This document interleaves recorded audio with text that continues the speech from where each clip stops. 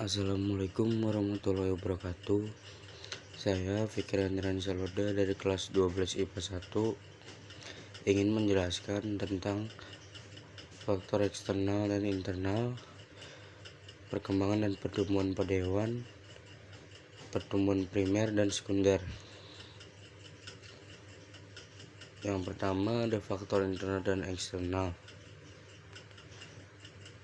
Faktor internal yang pertama yaitu auksin. Hormon auksin merupakan fitohormon yang berperan dalam mendukung pertumbuhan tanaman.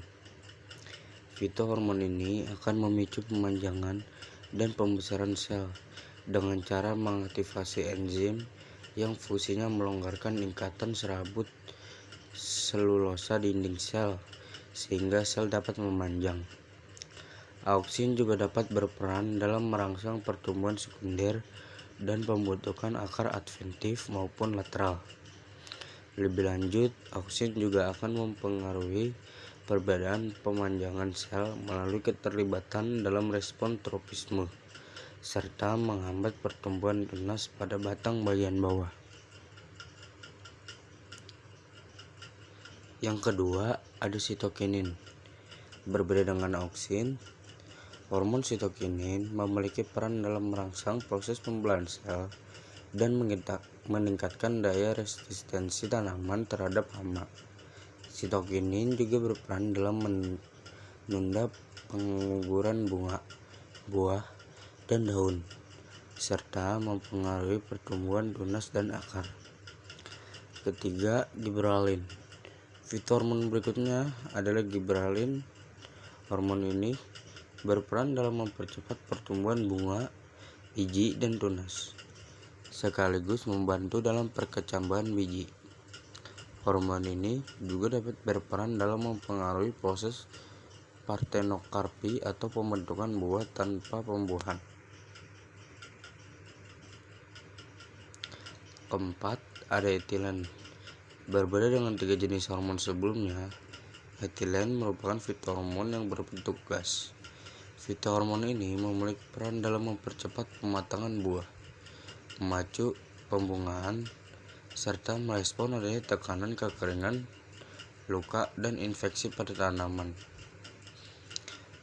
Etilen juga akan membuat pertumbuhan batang menjadi tebal dan kokoh.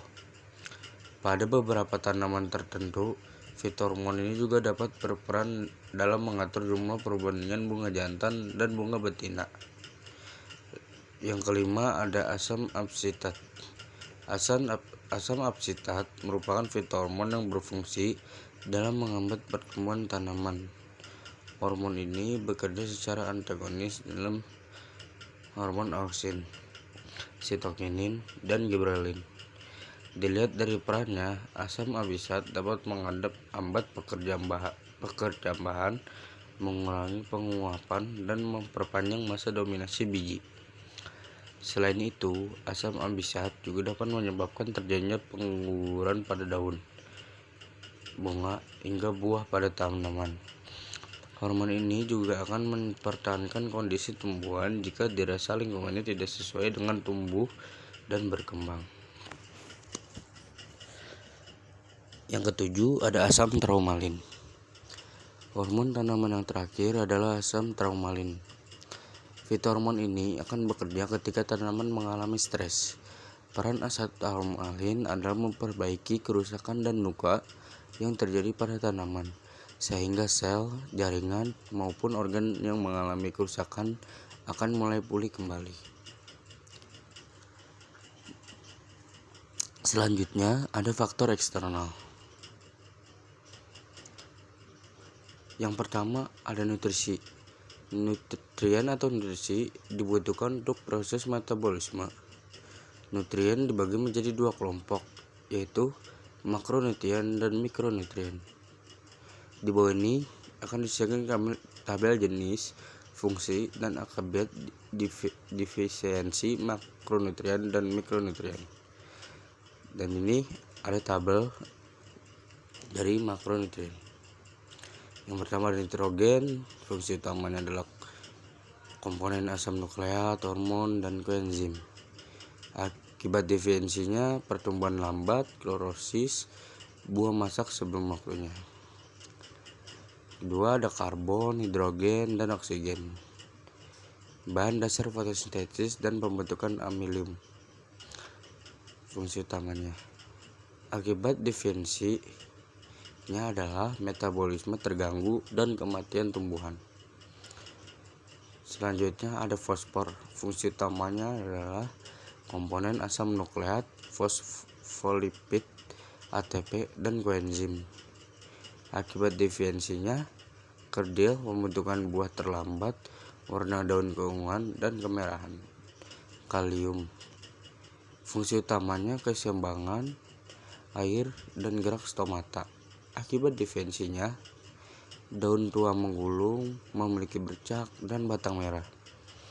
Jenis unsur makro selanjutnya yaitu sulfur. Penyusun. Fungsi utamanya penyusunan asam amino, koenzim, menyusun beberapa vitamin. Pertumbuhan terhambat dan klorosis adalah akibat dari definisi. Selanjutnya ada kalsium. Fungsi utamanya permeabilitas membran dan kofaktor enzim.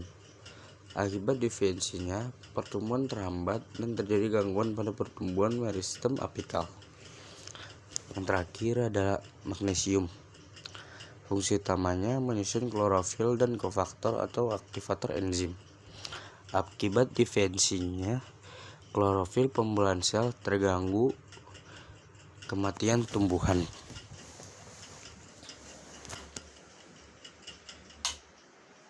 Selanjutnya ada tabel mikro.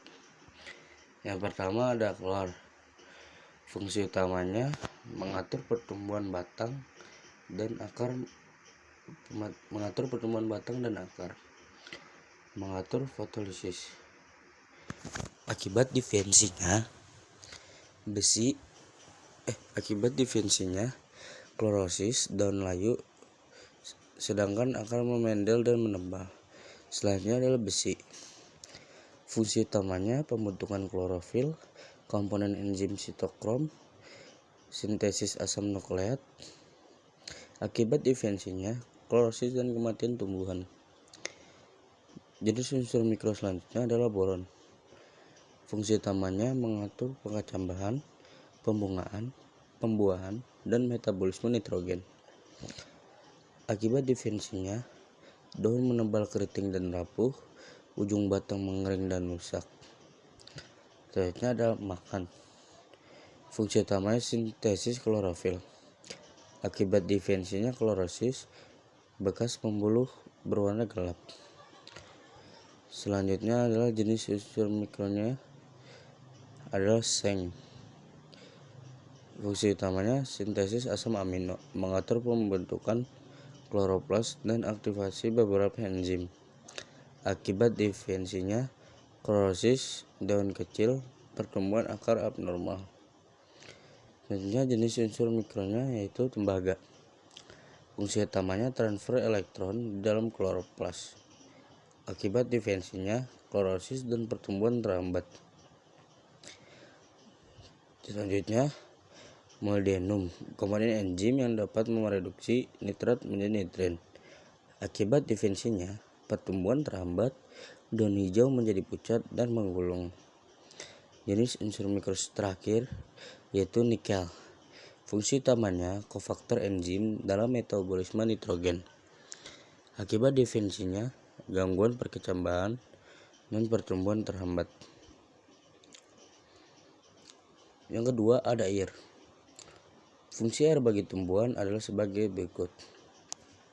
Yang pertama, pelarut zat yang diperlukan pada tumbuhan. Yang kedua, bahan dasar untuk reaksi biokimia. Yang ketiga, sebagai medium berlangsungnya reaksi metabolisme, menjaga tekanan turgor dinding sel dan agar tidak kekeringan. Berperan dalam proses transportasi unsur hara dari tanah ke daun. Selanjutnya mengendarkan hasil fotosintesis ke seluruh bagian tumbuhan. Yang terakhir untuk proses transpirasi. atau penguapan, dan fotosintesis jika kekurangan air. Tumbuhan akan layu karena terjadi penurunan tekanan turgor pada sel-selnya. Namun, tumbuhan memiliki sistem kontrol untuk mengatasi kekurangan air agar tidak terlalu ekstrim. Yang ketiga ada pH. Tanah bekas rawa-rawa dan tanah pot solid yang berwarna merah kekuningan cenderung bersifat asam. Jika keadaan tanah terlalu asam, klorofil akan rusak sehingga mengganggu proses fotosintesis tanah. Jenis ini harus dicampur dengan kapur sebelum ditanami agar keasaman berkurang. Pada beberapa jenis tumbuhan seperti bunga hortensia atau Hydrangea sp, keasaman tanah berpengaruh terhadap warna bunga.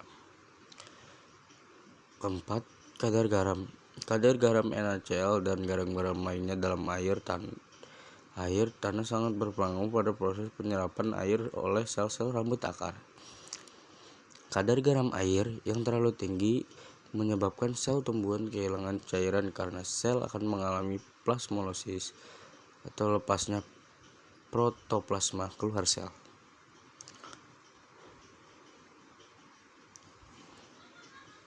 Yang kelima ada oksigen. Oksigen diperlukan tumbuhan untuk bernapas. Tumbuhan dapat tumbuh dan berkembang dengan baik jika kebutuhan terhadap oksigen tercukupi. Kekurangan oksigen dapat merangsang produksi hormon etilen yang menyebabkan beberapa sel dapat korteks akan mengalami penuaan dan mati. Selanjutnya yang keenam yaitu cahaya. Cahaya matahari berperan dalam mengendalikan hampir semua tahap pertumbuhan, mulai dari perkecambahan, pertumbuhan batang dan daun, hingga respon gerak pertumbuhan. Pertumbuhan tumbuhan yang lebih cepat jika berada di tempat yang gelap disebut etilosi. Tumbuhan akan tumbuh membelok ke arah cahaya matahari karena hormon pertumbuhan ausin, sehingga akan rusak jika terkena cahaya matahari.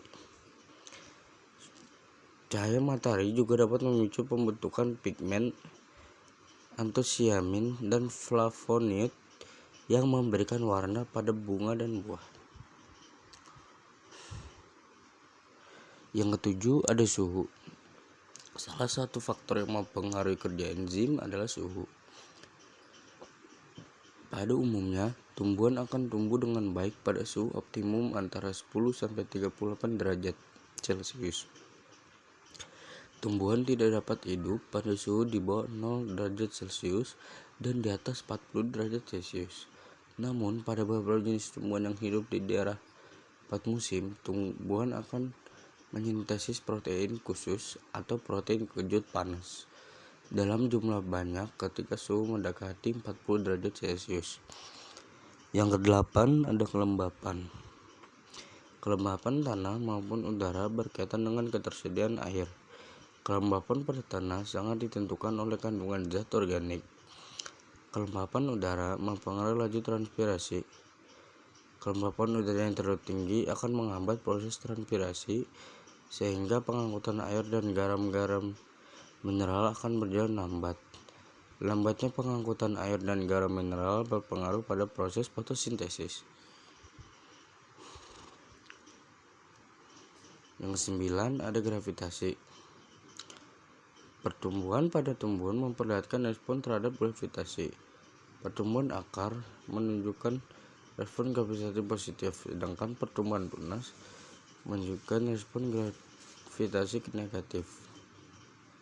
Tumbuhan mampu mengindra gravitasi karena adanya pengendapan satelit pada titik terendah sel tudung akar.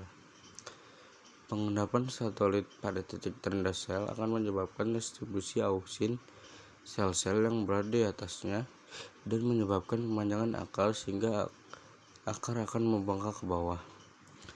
10. Organisme parasit dan herbivora. Organisme parasit pada tumbuhan dapat berupa virus, bakteri, dan jamur.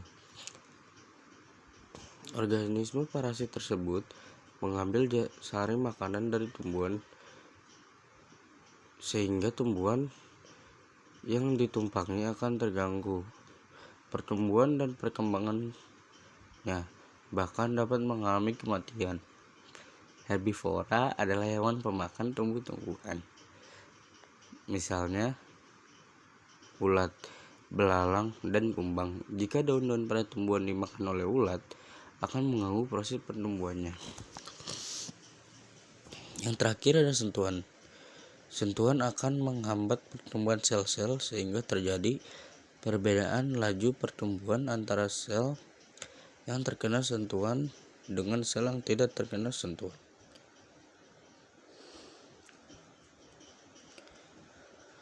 Oke, selanjutnya ada pertumbuhan dan perkembangan hewan. Proses pertumbuhan dan perkembangan pada hewan dibagi menjadi 2 tahap, yaitu tahap embrio dan tahap pasca embrio. Tahap embrio dimulai dari proses fertilasi yang kemudian terbentuk zigot dan mengalami proses pembuahan. Tahap embrio itu ada 4. Yang pertama fase morula, 2 fase blastula, fase gastrula, dan yang terakhir organogenesis. Fase morula, zigot mengalami serangkaian pembelahan secara mitosis dari 1 sel menjadi 2 sel, 4 sel, 8 sel, 16 sel, dan seterusnya. Pembelahan hanya membagi sitoplasma zigot menjadi banyak sel yang berukuran kecil, dan masing-masing berinti yang disebut blastomer. Blastomer selanjutnya membentuk bola sel padat yang disebut morula. Proses morula disebut morulasi. Dan ini adalah gambar dari fase morula. Selanjutnya ada fase blastula. Blastulasi adalah proses terbentuknya blastula yang merupakan bentuk perkembangan lanjutan dari morula. Sel-sel morula terus-menerus membelah dan membentuk rongga blastosel. Rongga tersebut semakin membesar dan berisi cairan blastosel.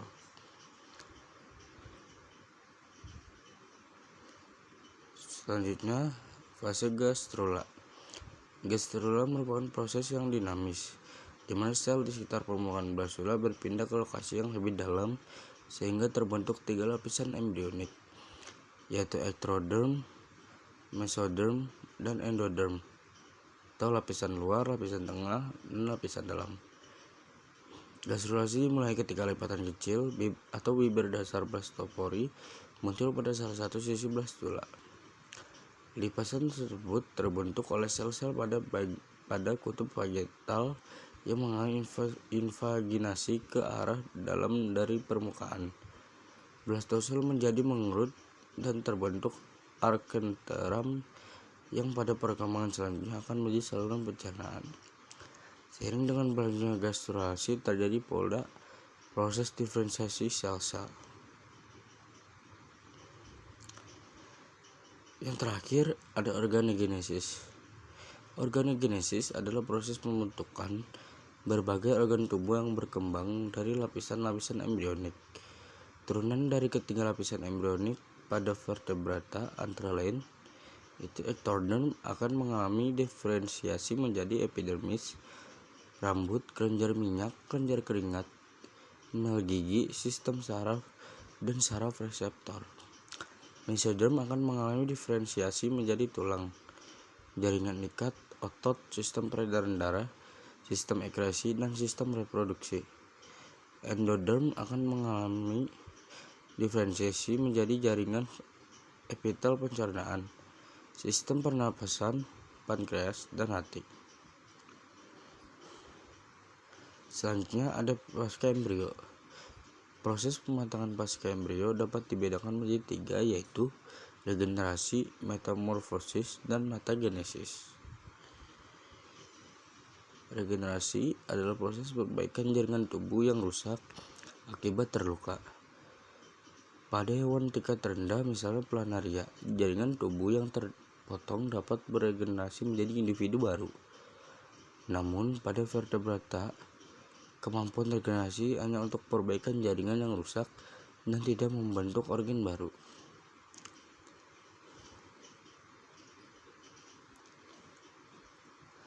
Metamorfosis. Yang pertama ada metamorfosis serangga. merupakan perubahan ukuran, bentuk, dan bagian-bagian tubuh hewan dari suatu stadium ke stadium berikutnya. Dalam siklus hidupnya, hewan memiliki struktur dan fungsi tubuh yang berbeda pada setiap stadium. Berdasarkan metamorfosisnya, serangga dibagi menjadi ametabola, holometabola, dan hemimetabola. Ametabola merupakan serangga yang tidak mengalami metamorfosis dan hanya memiliki stadium telur dan imago saja. Hemimetabola merupakan organisme yang mengalami metamorfosis tidak sempurna sehingga memiliki stadium telur, larva atau nimfa, semi imago, dan imago. Holometabola merupakan organisme yang mengalami metamorfosis sempurna sehingga memiliki stadium telur, larva, pupa, dan imago. Ini adalah contoh metamorfosis serangga, yaitu kupu-kupu.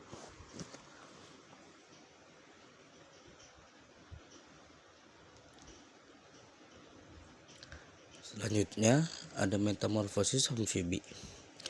Tahap metamorfosis amfibi dibagi menjadi 3 stadium, yaitu premetamorfosis, prometamorfosis, dan metamorfosis klimaks.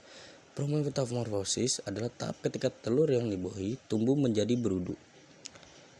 Prometamorfosis adalah tahap ketika kaki bagian belakang muncul dan pertumbuhan tumbuh terjadi secara lambat. Metamorfosis klimaks terjadi ketika kaki bagian depan muncul dan ekor mulai menghilang.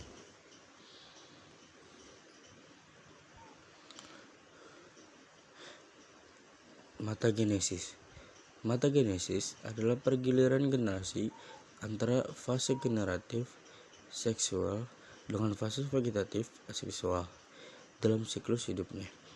Contohnya terjadi pada ubur-ubur.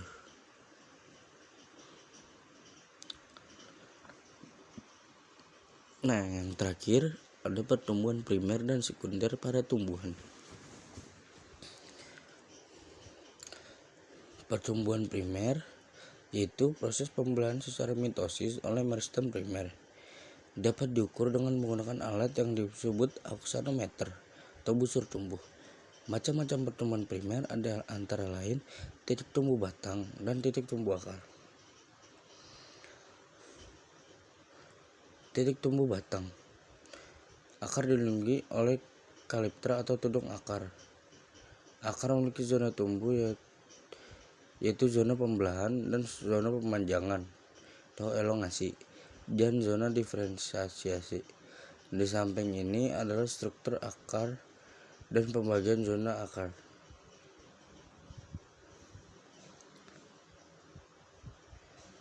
Titik tumbuh batang. Titik tumbuh batang dapat diawali pada bagian ujung batang. Di bagian ujung batang terhadap meristem apikal berupa massa sel yang terbentuk seperti kubah. Tidak memiliki pelindung khusus pada saat pertumbuhan, namun jaringan pembungkus daunnya dapat berperan sebagai pelindung.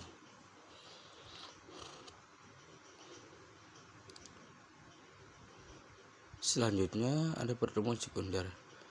Pertumbuhan yang dilakukan oleh meristem sekunder yaitu kambium pembuluh dan kambium gabus untuk memperbesar batang. Pertumbuhan sekunder hanya dilakukan oleh tumbuhan dikotil dan gymnospermae.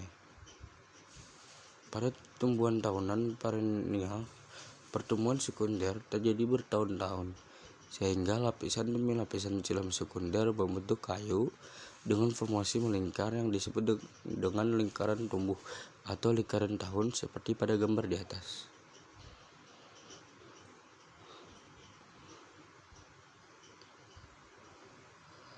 Oke, itu saja penjelasan dari saya. Kurang lebihnya mohon maaf. Undur diri. Assalamualaikum warahmatullahi wabarakatuh.